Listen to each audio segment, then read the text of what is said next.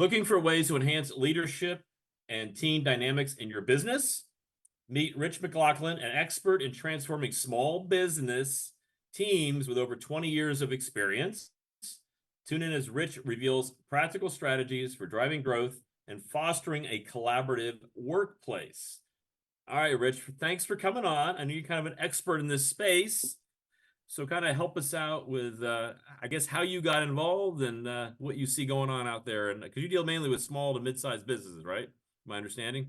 Correct. Yep. Thank you, Kurt. And yeah, as I was thinking about this, really my first two most formative experiences that led me to this work happened in college, believe it or not, when I was a floor supervisor for a couple of years, and I had to kind of get 56 guys to play nicely together. And I learned very quickly. In college? That's awesome. Yes. And I learned very quickly that I needed to be able to have conversations with people around what's okay and what's not okay. And I also kind of learned the difference between trying to drive compliance versus commitment. And of course, I wanted to get to commitment and not get them just to comply. And that required me to, use all different kinds of ways to engage them. Rather than resort to using my authority, which I knew was not the right answer. Right. So that kind of got me started on this path of paying attention to how do you really engage folks in the most effective way, and ultimately teams that you're on or trying to lead. The other one that was interesting that happened in that same time period was my senior year. I got to, I was a manager at our student union, so it was another leadership experience, leading peers. And we were hosting a national or a regional conference at our student center. And I happened to submit a proposal for a workshop on motivation. And lo and behold, it gets accepted. And I'm like, oh my gosh, I got to go put this together now. So I knew going in that, well, look, I'm 22 years old, a senior in college, and all the people that are going to be in my breakout session are all going to be older, full-time working folks. And I'm sitting there thinking, how they're going to react to this 22-year-old talking to them about motivation. And I knew that trying to come across as an expert was not going to be the right way to go. So I came up with a design where, in essence, I just kind of threw questions out to them at the tables, asked them to discuss, and then facilitated conversation around, what did you guys discuss? Where'd you land? And got a great response to that. And they really enjoyed that. I think I honor the wisdom in the room. And so they appreciated that. And suddenly the light bulb went off where I realized I don't have to be the smartest guy in the room to facilitate a conversation. I just need to know how to facilitate.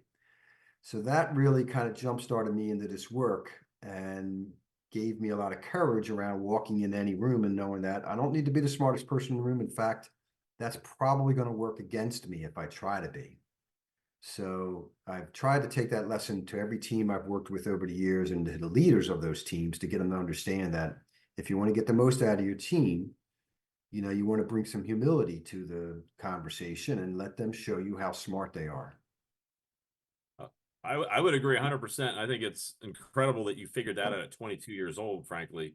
So because I think the old styles, because I don't want to date ourselves too badly, but the old style was really top-down management, right? You set out the rules and regs, and almost like the military. This is the way it's done, and it's worked for a couple hundred years. So listen to me and do it this way.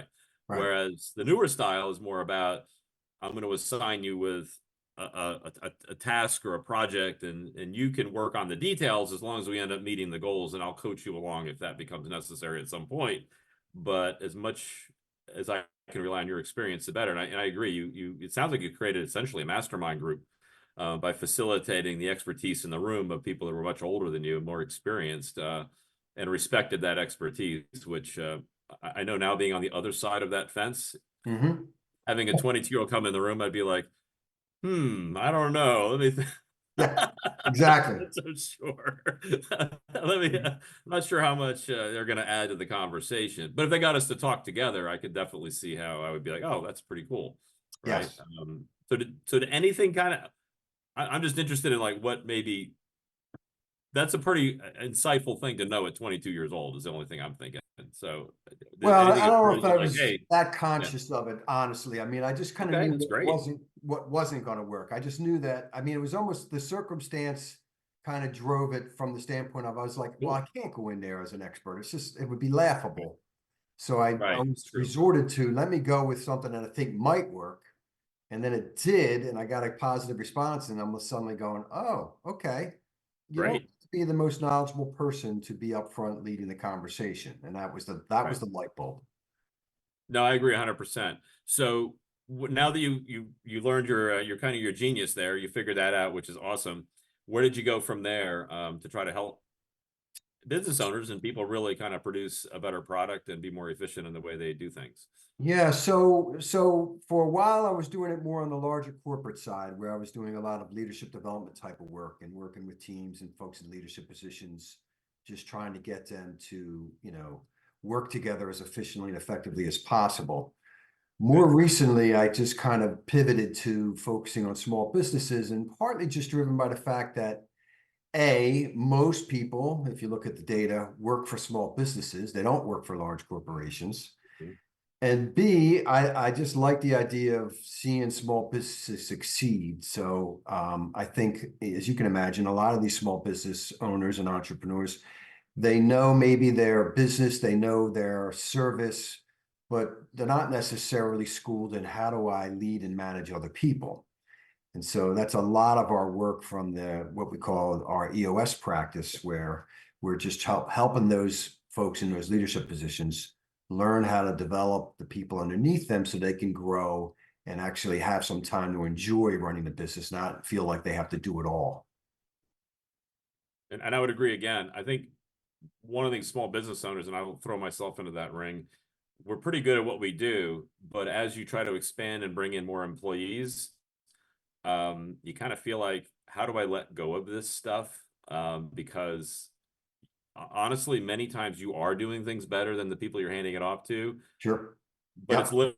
it's literally impossible to grow unless you inspire others to take on those tasks that really aren't the best use of your time to begin with, and just trust the process to let them grow into it. And at some point, they'll exceed your abilities too. I mean, long term, if you do it right, you're going to end up with people that are much better at different tasks than you are when they first come into the process. So, how do you talk to a small business owner such as myself and say, hey, I think we've got a process here where you can let go of some of these things because this is their baby. They Yes. grew this thing from nothing, Yes. and when you start asking them to hand off things, that's a little painful for some people. I know, me included. So, how do you get them to buy into that psychology and then to work the process itself? Well, How's that? if there was an easy answer to that, I'd be making a lot of money at this point. But Yeah, well, that's the challenge. At least I'm, yes, just being honest with you. no, you are absolutely right. That is the Well, you can do fundamental, different examples. Everybody, I know we're all different. We're not all the same, obviously, right? but just you can give me some examples of people that you've worked with, and some of the things you ran into, and how you kind of work them through that process Yeah, yeah. themselves. So one of the things is is a lot of holding up the mirror, right? Where you're asking Mhm. them, tell me about how you're doing it today, and then how much of that of your time is being eaten up doing all of these things, and asking questions like, all right, so how long is that sustainable for you? And are you enjoying working 80 hours a week, feeling like you got to do everything? And is that, how's that working for you? So just asking some basic questions to get them to kind of slow down for a minute and really evaluate, yeah, is this going to get us where I want us to get to? And you're right. There's an element of letting go that they all struggle with, I think, to a degree, because they know that, well, if I do it, I know it's going to get done, and it'll get done the way I like it. All of those things, and rarely are they able to just switch it on and off and kind of go immediately to, yeah, I'm going to completely let go. And so there's a weaning off process, and we use some tools with them to kind of help them start to identify. One of them is it's called our delegate and elevate tool, where we just kind of basically ask them to look at, what are you really good at and you have a lot of passion for, and then what are you, really good at but don't have a lot of passion for it. There's some criteria we run by them just to get them to start to sort out some of those things and make it easy for them to start saying, yeah, I probably should let this go. Even though I like doing it because it keeps me in the weeds, and I got to get out of the weeds. And so part of what we're trying to show them in the big picture is you got to work on the business. You can't just be 100% running the business because you'll never get any traction and get any movement if you're constantly running the business every week. Mhm. So a big part of the EOS process is just getting them to realize that, about 20% of my time on any given day or week, I got to be working on the business with my team and let the folks we've hired run the business. And otherwise, we're just going to spin our wheels and stay in, the holding pattern we're in. Absolutely, I agree 100%. We're going to take a quick break now. Are you Yeah. listening to Master Your Finances? We will be right back. Okay, you're listening to Master Your Finances. I'm here with Rich McLaughlin, and we're going to continue on with our conversation as this EOS system, which is pretty well established in the business world, right? Entrepreneur operating system. And part of the problem is we as entrepreneurs are very good typically at creating businesses and finding and meeting a need of a client base of some kind. However, when it comes time to grow that business beyond a certain amount, and we're all a little bit different, we hit a pain point where we simply cannot work any more hours based on the structure we have in place that we've grown by. And now this is where coaching and processes and things like that truly benefit us if we'll listen and we'll actually implement them, because it'll free up our time to really focus on what we do best, which is usually meeting the needs of our client base and truly helping them in a way that no one else can, because we saw the original need ourselves, frankly. So a lot of these pieces we can put in place. I know I've done things like try to get rid of my inbox, try to get rid of accounting, try to get rid of a lot of these things that I can do, but they're very they take up a lot of time. If you start adding it up, it's hours and hours a week that could be better on me serving my client base. Mm-hmm. And so that's what I would prefer to do and what I enjoy the most. So Rich, what kind of things do you see happen with different entrepreneurs, and how do you walk them through this simple but difficult process? Is Great what I'll call question. it. Yes, great question. So one of the things I like about the EOS model and the tools is that they're not hard to understand. They are pretty simple, and we start with this kind of model where we say we're going to look at 6 areas that every business owner needs to look at, and they're not going to surprise anybody. First one being the vision one. Are we all on the same page around where we're trying to go, how we're going to get there? And if I pulled aside anybody working in the business at any given moment, and I asked them, what are you working on? And how does that connect to where we're trying to go? That they would be able to explain that to me and make that very clear. If I could do that, you are doing really well on the vision end. Now, I would say in most cases, they're not quite there. Maybe the leadership team's all on the same page, if that. Even sometimes we find that even the leadership team's not on the same page. So we start there. Let's get the leadership team on the same page around where we're trying to go. And then we ultimately got to communicate that to everyone so that they all kind of understand when they show up each day, what's this thing we're trying to move forward. So vision is one. The second one is where you see a lot of the issues come up, and that is the people category. And in the people category, we look at 2 things. We look at first, do we have the right people inside here from a culture fit? Do we, we want to attract people that fit our value system in terms of, how we want to work together and how we want to see this business grow and the way we interact together. So that's the first question. Do we got the right people from a culture fit? And the second one is a little trickier, and that is, do we got the right people in the right seats? So it's a kind of a Jim Collins, if you're familiar with the Good to Great stuff, talking about, this is a classic thing that happens in a family-run business. Uncle Joe is in a marketing role because he was a warm body that we knew at that time, right? But when we step back and look at that, we realize, I'm not sure Uncle Joe's the right fit for that role when we think about what we really need in that role. So part of our job is to kind of, hold the mirror up and say, you're telling me this is what you need in this role. And right now you're saying Uncle Joe is not quite the right fit for that. So maybe we can find something else that plays to Uncle Joe's strengths And then let's start working on getting somebody that fits that role a little bit better. So so a lot of the stuff comes up in the people one. So we go from vision to people. Then we go to the data side, and that's nothing more than making sure we're managing by fact rather than emotion of the moment. And, are we looking at the right 5 to 15 maybe key metrics that we need to keep on top of to know the health of the business? And so first and foremost, it's just kind of figuring that out. And it takes sometimes we find in working with clients, it might take up to a year working with them to get their scorecard kind of right, meaning where we finally kind of fine-tuned it to the point that, yes, these are the things that if we keep on top of these, it gives us a kind of a leading indicator of where we're going and how we're doing. So, but that takes some time. Yet they evolve. So we tell them, don't, we're not going to get that the first time we sit down together. We're going to work that over time. And then ultimately, everybody in the organization should have some metric that they know that this is what helps me drive my part of the business here that I got to pay attention to and own. So that's vision, people, data. Then we go over to what we call the issues box. And that is once we start looking at vision, people, and data, we start to notice issues pop up. Every company has issues they're trying to stay on top of, and we're just trying to show them a discipline around how do we keep track of them, and then how do we address them in a diligent way. And we talk them through a process that we use around that. We just call it IDS for short, meaning we identify what the issue is, what the real issue is. Then we discuss it briefly, and then we solve it. Somebody has to own it, or a couple people have to own it, and they have to tend to it between this meeting and next meeting.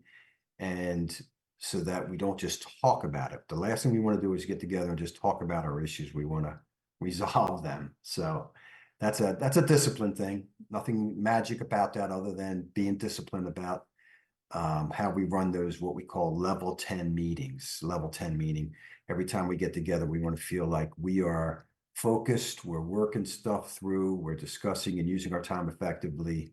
And we come out of that meeting feeling like that was a 10 in terms of, quality of the meeting. So, we may not get there every time, but we want to shoot for 10 as our response to, was that a good use of our hour or 90 minutes, whatever it might be. After issues, we go over the process, and it's nothing more than saying do we have our processes documented at some level so that we can bring people on and train them and scale, not 100-page SOP type of thing, but maybe a couple of pages for each of our core processes so that we can train and coach people accordingly, and so that we are following the process that we tend to follow 80% of the time. It's not worrying about the 20% of the variations that come up. It's really, what do we do 80% of the time? Let's make sure we got that documented.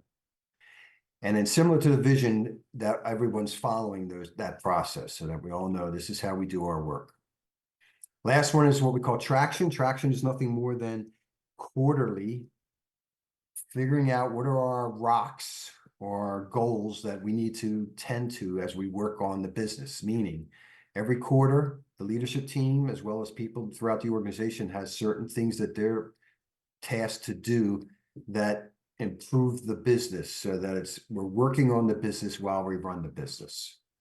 So 80% of the time we'll be running the business, but we want to spend some of our time each week working on the business. So everybody has rocks that they're working on. And when we come to our meetings, we're updating each other about where we are on our rocks. And that's where a lot of the accountability comes in. So that everybody knows each quarter I got a rock or two that I'm working on, and I'm accountable to the team to deliver on that rock so that we can move this business forward. That's the 6 areas. That's awesome. That's really awesome. Yeah. So the first thing I heard in the first one was really getting on the same page, I think, with the mission of the company. I know a lot of companies have a clear, concise, statement of their actual mission, like who do they serve, what kind of gets us up in the morning. Because you hear this over and over again where, companies kind of lose sight of what their true mission is. Yes. Right. So are you, I don't know, I'm trying to think of some examples now. So I don't know, like, Blockbuster thought they were in the CD delivery business, but they Hmm. were actually in the movie content delivery business. So when Netflix came along and found a better way to do their business, they wiped them out.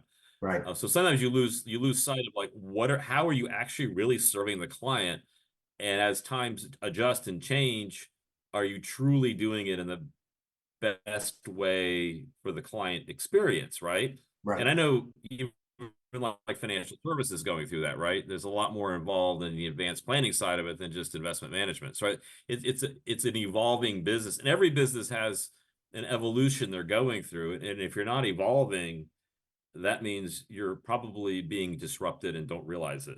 Yes. so, Yes.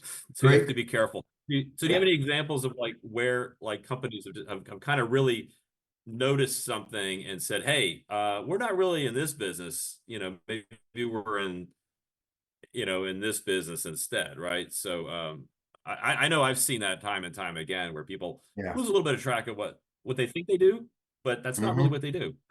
Right. So, um, Right. I know you have any thoughts No, about it's that. a I didn't mean great to get question. In yeah, that vision piece, we spent some time talking about, what's our core focus and, what are we really good at? How are right, we distinct from others if we are? Those right, kinds of questions. Um, as I was listening to you, the thing that popped into my head that I think a lot of people are trying to figure out right now is what's AI going to do to our market, right? sure, So, yeah, the chat GPTs and the other AI platforms out there, where what is now you would think of as um, kind of brain work of mm-hmm, sorts. If it can be routinized, that's a prime target for AI disruption. Where, the one that I was told about a few years ago was radiologists. You can put okay, scans of, you know those script scans into a AI app, and with 98 point such and such percent accuracy, they're going to be able to tell you what, if anything's going on in that scan. And so right. that means, well, what But are now you you doing? have to do something with it, no matter how good AI gets. At some point, I believe a human being needs to get involved. So we're going to evolve. Absolutely. But yeah, Absolutely. we're gonna take another quick break. You're listening to Master Your Finances. We'll be right back. Welcome back. You're listening to Master Your Finances. I'm with Rich McLaughlin, and we're talking about how AI might be affecting us. That's where we left off, and I think that's a fascinating topic right now. So tell us a little bit about your thoughts, and I'll follow with my thoughts about it. So how do you think AI is going to affect these small businesses you're currently working with, and how are you talking to them, and what are they doing about it in general? I mean, if you want to Yeah. tell me. Yeah. So great question. And I think AI is going to impact us in ways we can't even imagine right now. And anything that can be routinized, even brain work that can be routinized is up for impact from AI. Now you're going to see it, I think, much more in larger organizations where they have a lot of employees doing what I would call routinized work, claims processing, or whatever the case may be, where they're doing thousands and thousands of things, where there may be some patterns in existence that the AI can pick it up a lot faster than the average human. I was thinking of one more recently in my kind of learning and development work, where I'm putting on workshops for clients, where I put into Chat GPT. I said, "Hey, what should be in an XYZ workshop?" And sure enough, within minutes, it spat out an outline for me. And I was like, wow, that was great. Now, of course, it didn't get me all the way there. I would say it got me about 80% there, because, we were chatting earlier that it's never going to fully replace the human element, where we need to add some of our judgment as to, it can only kind of give us straight generic content, pulling from existing sources. It's not going to be able to provide nuance, and that's where the human eyes come into play. So I had to, look at this outline and say, okay, yeah, it's about 80% there, but now I got to tweak it a little bit to polish the rough edges. So I think you have to look at it as a tool. It's going to help us do our jobs a little faster, a little easier, and why not allow that to happen, and just know that you're still going to need to be there to kind of bring the human element back into it. Yeah, and I would agree with that, and I think people are first of all, you have to incorporate AI into your business. There's no question about it. If you don't, you're going to get disrupted out of whatever business you're in. It doesn't even matter. It could be anything. You could be Hmm. mowing lawns for a living. At some point, if you don't throw AI in there, you're going to get disrupted by somebody who is. Hmm. But the other side of it, I think, Rich, you talked about very well, is that we are human beings and we like to communicate with each other on a human level. So even if people are creating like, full-blown content, educational programs and so forth, right? Hmm. But if you think of it, if you went to a college or any high, school, whatever school you went to, you could have the greatest book in the world in front of you, but somebody has to deliver and connect that information to you in a way that's on a personal basis that triggers your brain and helps you to learn the way that you learn. And we're a Hmm. long way from AI being able to do something like that. And Hmm. frankly, I think no matter how good it gets, we still want to communicate with each other. It's just this is going to do a lot of the grunt work. It's Yes. going to help us do that, triggering our memory of, okay, we want to make sure we don't forget whatever you just named six points that you have to go through the EOS process. If I didn't know any of those and I just said, hey, what are some things I should do to improve my business? Well, I can get, okay, now I've got the 6 points, but now I have to implement them. And Right. every business is different. And I have to come up with a very specific design based on my client base and based on who I am as a business owner and my employees. And everybody has to be working together to really focus in on that little fractile of a client that we're really trying to go after and assist. So I just think it's going to become a way for us to deliver services better, Hmm. faster, and more effectively Hmm. than in the past. And we're going to get to do the fun parts, the best parts, the things that we as human beings do really, really well, Yes. which is to communicate with each other and help each other improve and do better. So Yes. that's my personal Yeah. belief about all that. So No, I agree with you, Kurt. I mean, I was talking to somebody earlier today about that in my mind, content is free anymore, right? Because you can get right. content anywhere and everywhere. And of course, the chat GPTs and the other AI platforms can give you all the Mhm. content you need. You still need to, A, connect with the people in the room, and get them to, and read the group and get them to a place where they will be open to being influenced by the content. And that's not something I think you can outsource to an AI application. Definitely not. So that gets us to people. And that was Hmm. your point two, which honestly, I found the most intriguing and probably the area that I find to be this is personally again, the most Yep. difficult one to solve for. Yes.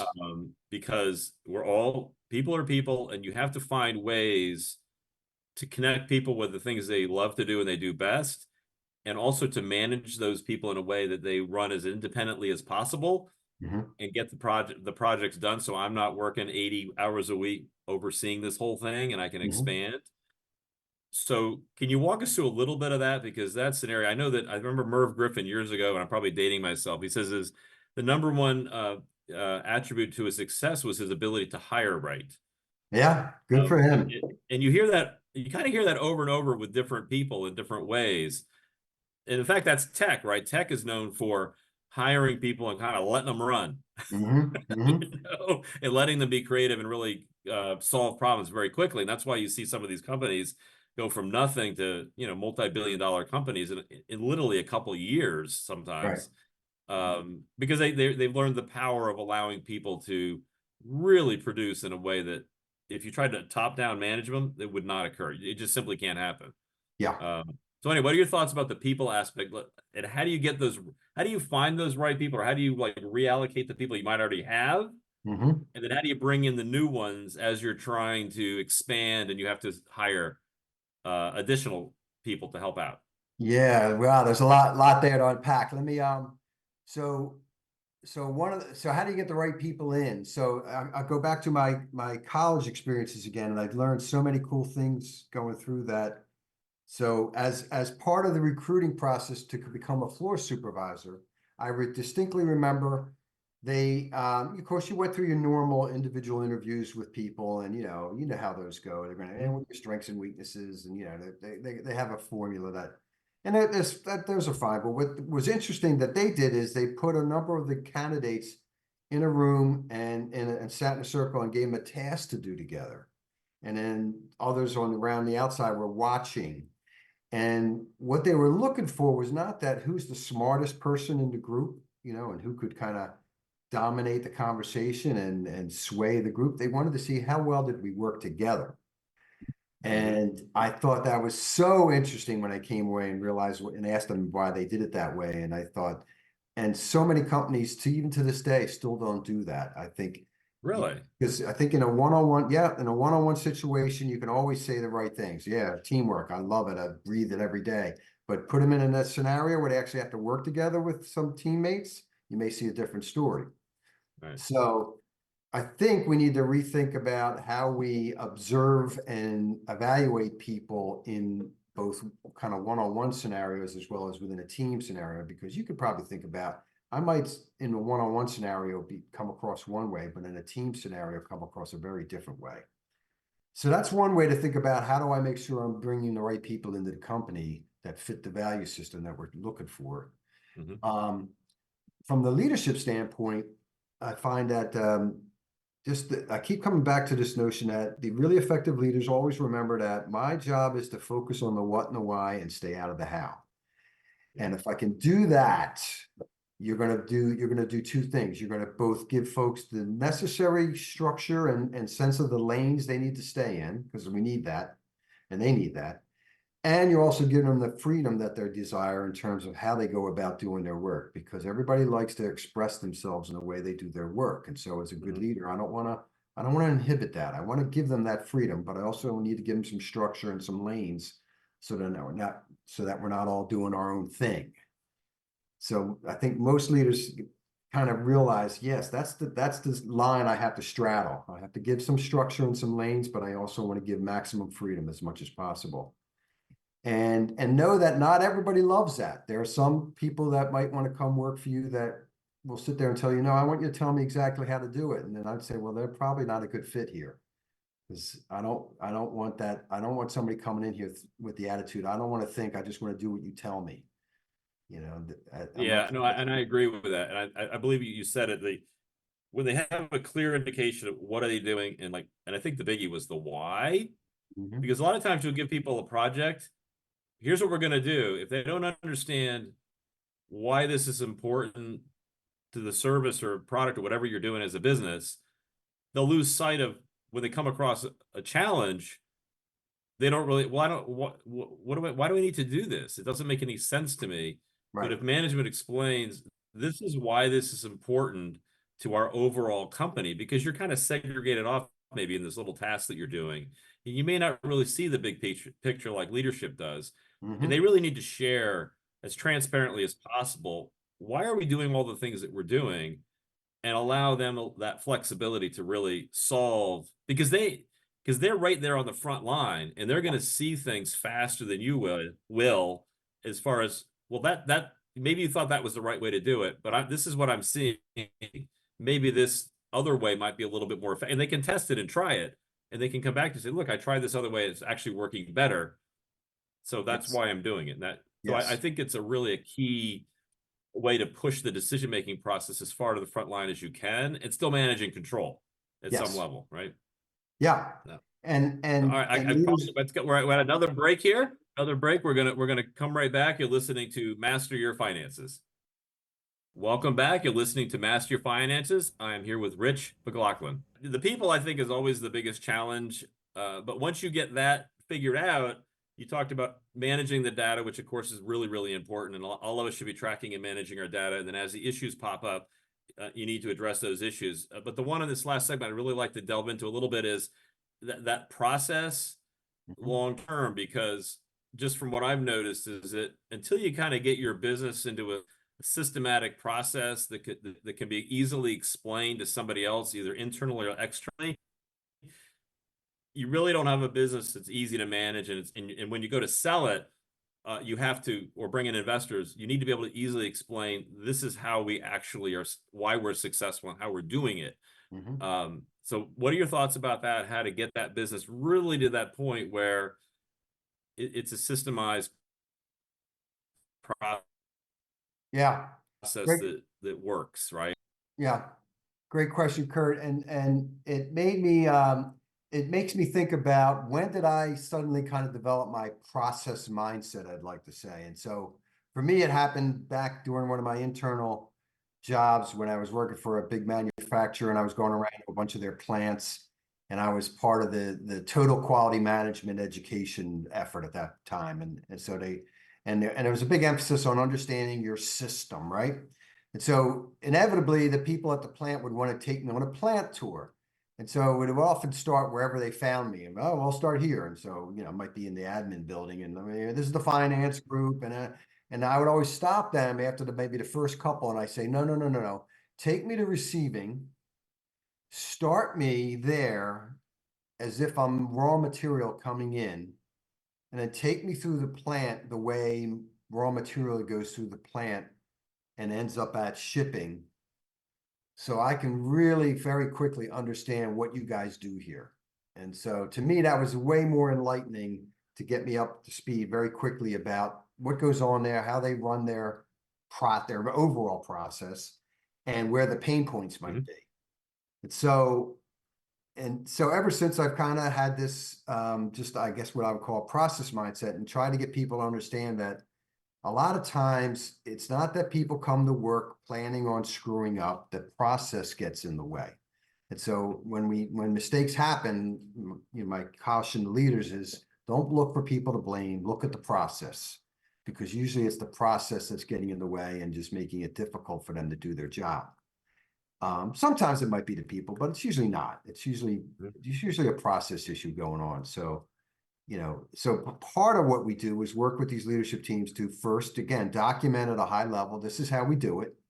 Because sometimes I think, as you can probably imagine, they don't even know. They just kind of show up and do it every day, and they don't necessarily take the time out to say, let's document what we do, because otherwise, how do we scale? How do we bring people in? How do we show them what we do other than, trying to just do it by memory? So that's the first part. And then by having it written down, then they can start to make decisions about, is this the smartest way? Can we simplify it? Is it too complicated? Until it's down, it's hard to know whether, we don't see the unnecessary rework loops. I was just with a group in DC last week, and they had a number of reviews that went on as they were asked to release these grants. And as we started to map it out, they started to realize that we got a lot of rework loops that don't need to be there. And so once you see it, once you put it up on paper and you can see it up on the wall, so to speak, suddenly the light bulbs go off and they can just see that, wow, this doesn't make sense. So that's why we ask them to document it, put it down on paper, and because just doing that helps them to start to realize that we got processes here that are more complicated than they need to be. Maybe they made sense at the time, but they may no longer make sense based on the way the business has evolved. So it's nothing rocket science, but it's something about getting them to put it down. I find that when I get people in the room and we put it up on the wall and have them direct their attention to the process, they stop blaming each other and start looking at the process. Wow. I mean, that's amazing. So, so once you get that process like nailed down, and what I heard you say is that, and I think this is critical, like you actually document what you're doing. And I think when any of us does this, you just sit down and document what you do during the day, whether you're a business owner or you're a line person, working in a factory. If you literally write down like what I'm doing, and then you figure out, well, why are you doing it this way? You kind of take a little bit of a step back, and you never know. I mean, you might come up with some ideas that might make things more efficiently. I remember years ago, I was reading how like Toyota was trying to out-manufacture Ford back in the days of the line thing, and Toyota came up with the idea of the U-shaped, Yes. the U-shaped line, right? Because Right. he found that they could move around back and forth a lot quicker, and just that simple change allowed him to make a Toyota cheaper with more stuff than we were able to do here in the United States. And all he did was just change the line from a straight line to a U. Right. Yep. But he did that by having conversations with people on the line and figuring out this is a little bit better way, so let's give it a shot, right? Yeah. And I think every business can do that. Just because you've been doing it for a long time and it's worked doesn't necessarily mean it's the best way. Right. Especially when we add all these new things that are coming at us right now that might be able to be implemented in your business, and you don't even realize how much more efficiency you can get out of it, and more productivity, right? Yeah. So Yeah, and you said it. The people closest to the process usually know what's not working well because mhm. they're living with it every day, and they usually know what might be the right fix if we give them the time and space to even have that conversation.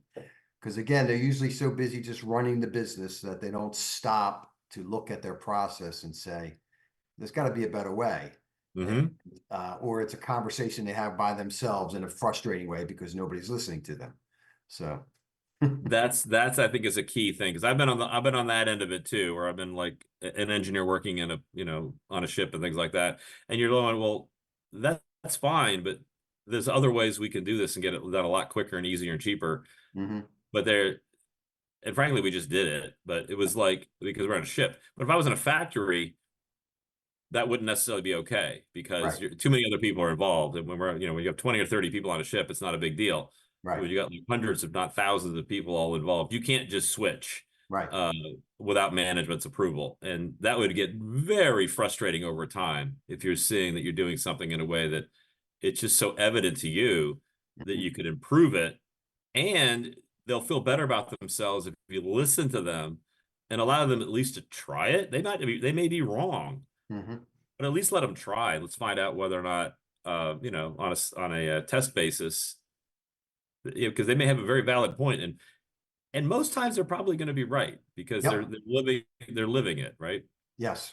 Um, And yes, to your point, you want to encourage that kind of experimentation because now you're tapping into their creativity and you're letting them share their wisdom that they've culled running this process for right. months or years. So yeah. And I like the concept of self-disrupting, Hmm. because if you don't self-disrupt, somebody else is going to disrupt you for you. Hmm. And that's not a good experience. No. That's far worse than No. you Yeah, than yeah. you self-disrupting. Yeah, If that's somebody comes in out of left field and just takes you out, you're hmm. like, oh wow, I never saw that coming. Right. But if you create a culture of kind of self-disrupting experimentation, and allow your employees to take a little bit of risk, I think long term they're going to be happier because they feel more involved in the job and more involved in this in what's occurring. Because job satisfaction, people think it's salaries is why people leave, but it's usually about how they're being treated Yes. and whether or not they feel part of the business, the community that they're Hmm. in, and are they making a difference? Yep. And if they don't feel like they're making a difference, they're going to get very frustrated and say, I want to go somewhere where somebody appreciates me. Yep. And I've seen people take pay cuts, significant pay cuts, to go to a business that they feel like is going to appreciate them and actually listen to them and Yes. allow them to contribute. Yeah. And why wouldn't you want that as an owner? You just need Yeah. to tune yourself into these things. Yeah. So Yeah, and that brings us around back to the people thing, which it seems to always come back to and this is why we, work with the entrepreneurs and small business owners. We right. talk about, you do not want to discount the culture work because at the end of the day, that's what keeps people around, to your point. Right. Yeah. Yeah. So what are your final words for us here today, as we wrap up? It sounds like it's the people, but any final thoughts? Because this has been an awesome journey. Yeah, wow, geez. I probably would always come back to if I'm in a leadership position is just to remind myself that my first responsibility is to make sure folks understand the what and the why, and then try to stay out of the how. And I think Mhm. if you do that, if you remember that kind of mantra, you're going to be in a good space for the most part. So focus on the what and the why, stay out of the how. All right. Well, thanks, Rich. Appreciate everybody for listening. You can follow us at masteryourfinances.us, and appreciate everybody listening. Take care. All right, Kurt, thank you.